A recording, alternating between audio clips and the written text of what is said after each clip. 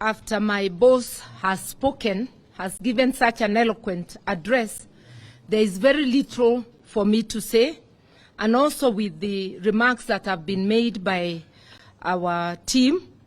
But I want to say that clearly it's an indication that the Kenya Kwanza government has waged an economic war against citizens, and especially the vulnerable.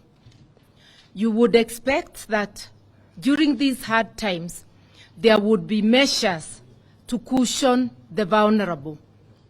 You would expect that food items, critical items, you remember that Azimio has been on the forefront of asking for the lowering of cost of living, actually demanding for the lowering of cost of living, because its net effect will be to push the cost of living upwards, as has been very eloquently explained.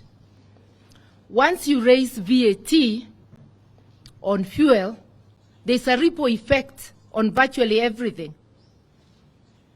When you tax exempt things that were zero rated, once again, the effect is pushing the prices up of essential items such as medicine, critical medicine. That, with the current status of NHIF, it means the average person will not have access to critical medicine.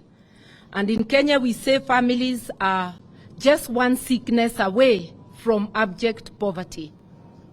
So when you move critical medicines to exempt, tax exempt, and push their prices up, it's going to directly cause deaths, suffering and death to many Kenyans. It also means that food will be less accessible. Already, we have a crisis of people not being able to have meals on their table.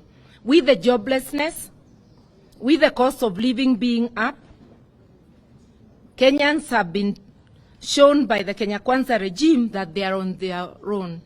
This is happening in a context where the expenditure, non-essential expenditure for the office of the president, for the office of the deputy president, for the prime cabinet secretary, luxury items, they have pushed the budget up for travel, the example being led by the office of the president.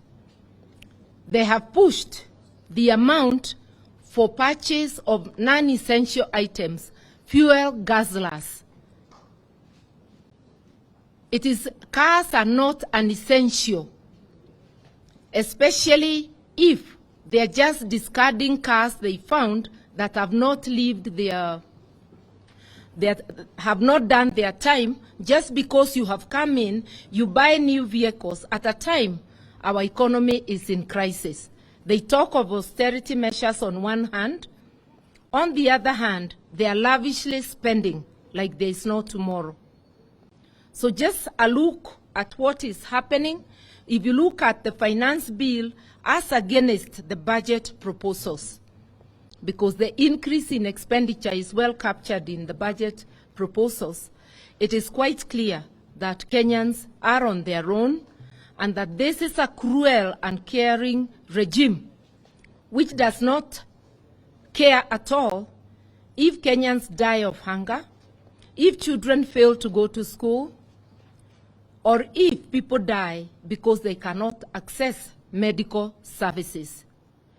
I would urge members of parliament, as you debate, let us not be hoodwinked to concentrate only on the issue of the housing fund.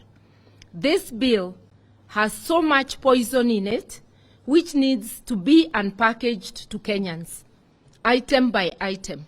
And here there can be division of labor, because no single person will have enough time, whether in the media or in parliament, to analyze all the sections of the bill. so that we unpackage this as easily as we can to Kenyans, so that the mama mboga knows and the artisan that they are targets of punitive taxes. I'm using the word punitive.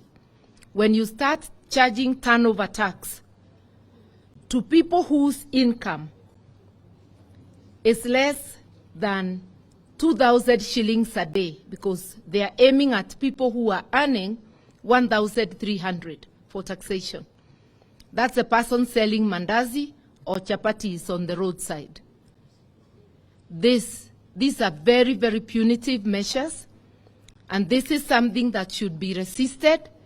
And if the Kenya Kwanza government goes through with it like they have threatened, Kenyans must get ready to take action, remembering sovereignty is in their hands. And without much ado, I'll call upon my brother, His Excellency, Dr. Kalonzo Musyoka, even to offer greetings. Much has been said. You are not being asked for much, just greetings. Asante. I didn't want to add anything because put it so well, so eloquently. I think this has been actually a learning experience for a lot of us. And I want to thank our Economic Council team. Now, Kenyans know the difference between zero rating and exemption. And that is where the big lie is. And I think that has been unpacked. Last Sunday I was in a church somewhere in the river, in Mulolongo. And I spoke about the skepticism at my level with people wanting to rush to court. Everybody is within their rights to rush to court, but we have also heard from our sister Caroline Karugu on the provisions of Article 48.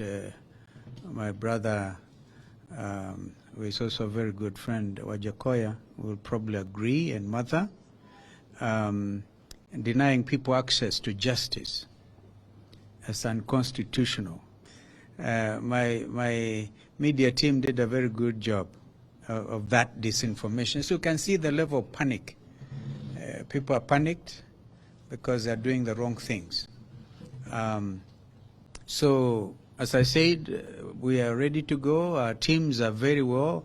A leader in Parliament is here, a leader in the National Assembly, and the leaders, of course, the matter is not going to the Senate, so it's all. I'm sure you are equal to the task.